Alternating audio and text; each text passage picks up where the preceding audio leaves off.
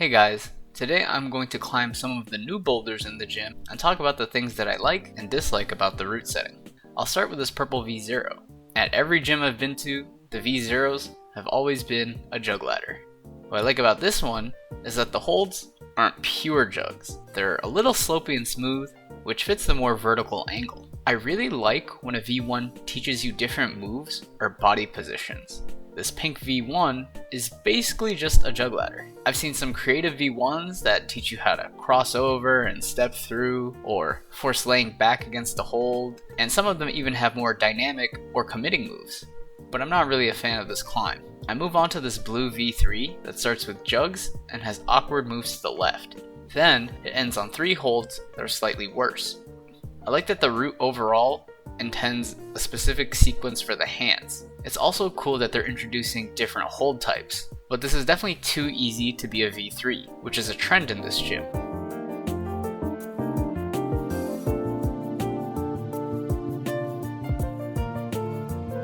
I move on to this orange V3. It starts off steep with seemingly few footholds.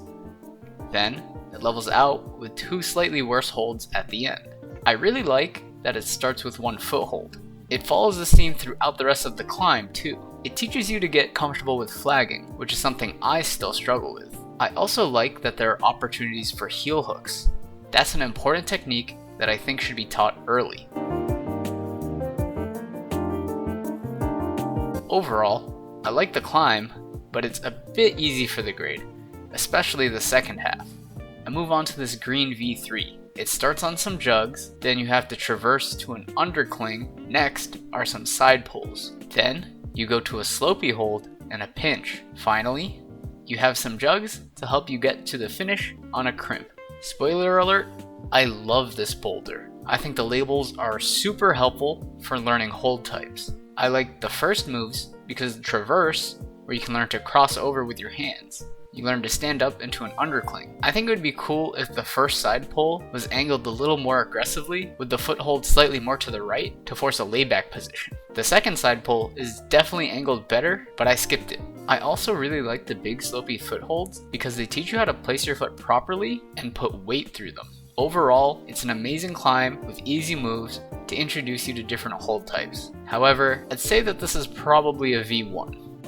I move on to this yellow V4. From the start, you go to juggy pinches. Then, you go to some slopey crimps. Then, you have a couple of side pulls and some flat holds to finish.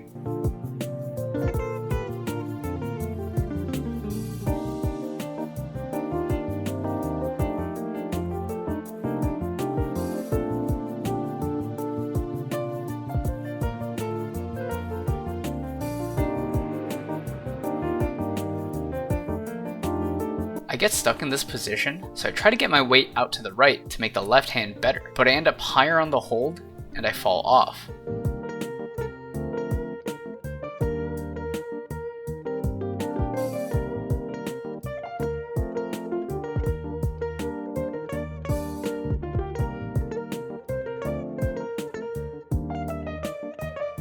This time, I go up with my right hand first, and the sequence feels a lot better. Getting your left hand around the corner is awkward because you still want your weight on your left foot, which is away from the next hold.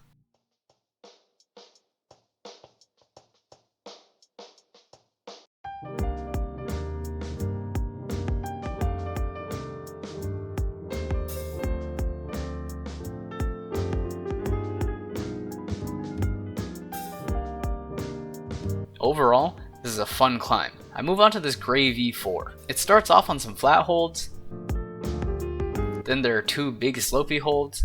The last 2 holds are tiny but very positive, and then you top out. Starting on an undercling and a slopey foothold is cool. It forces you to really step into it to make both the undercling and the foothold feel better. I like the position of the footholds that are far underneath the steep part. You have to maintain tension and get a high left foot from that position. The hold variety is cool too.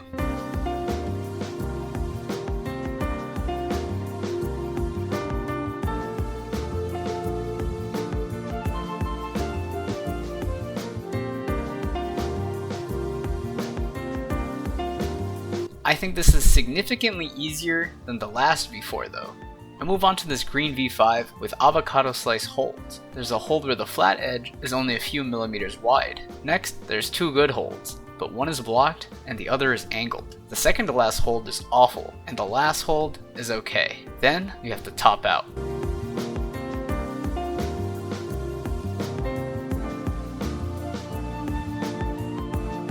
The hold felt so bad that I decided to try using the foothold from my left hand.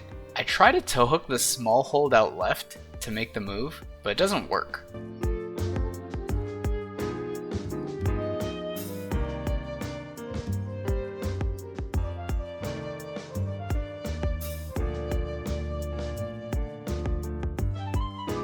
This time, I try going for the far side of the next hold.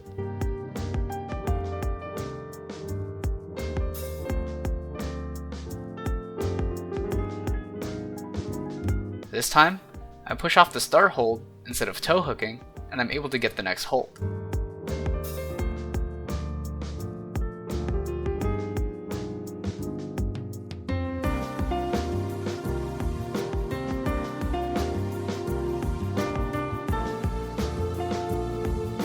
The second to last hold is so bad that I have to bump my hand immediately.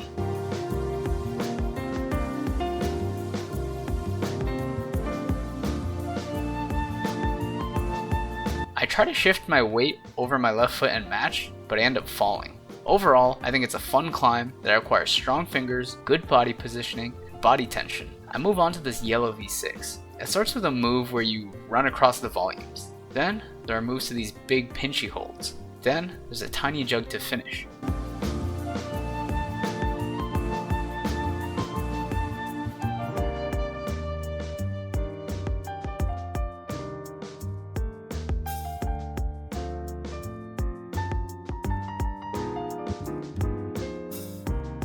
I decide to try the rest of the boulder. I'm not sure how to do this move, but I'm thinking it might be another dyno. But I want to try to do it more statically.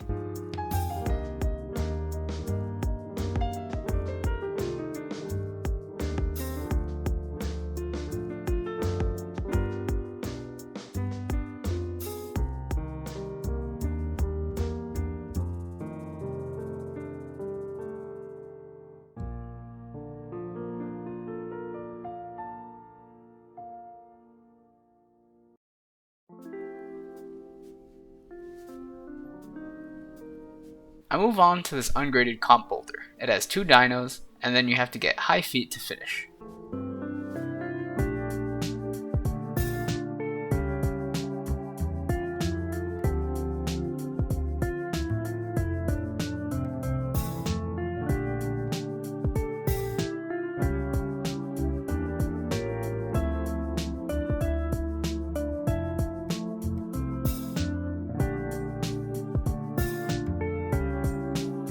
I get the first dyno, but then I'm not able to get the second dyno. I realize the volume is pretty flat, so I try to jump off the volume with 2 feet. Unfortunately, I'm not able to stick the second dyno. I wasn't able to do enough of the last 2 boulders to really give you my thoughts, but overall, I think my gym setting is just okay. I don't think they put enough effort into the lower grades, and I think they grade way too softly, especially around V3. A lot of the V3s would be V1s at other gyms. I think the V4s are more interesting, but still a little soft. I enjoy most of the V5s. I think there's a considerable gap between V5 and V6. I'm not sure why, but maybe the V5s are soft or something. But that's going to be the end of today's session. I hope you enjoyed. Please like, comment, subscribe, and let me know what you think of my Roots gym setting down below. Bye!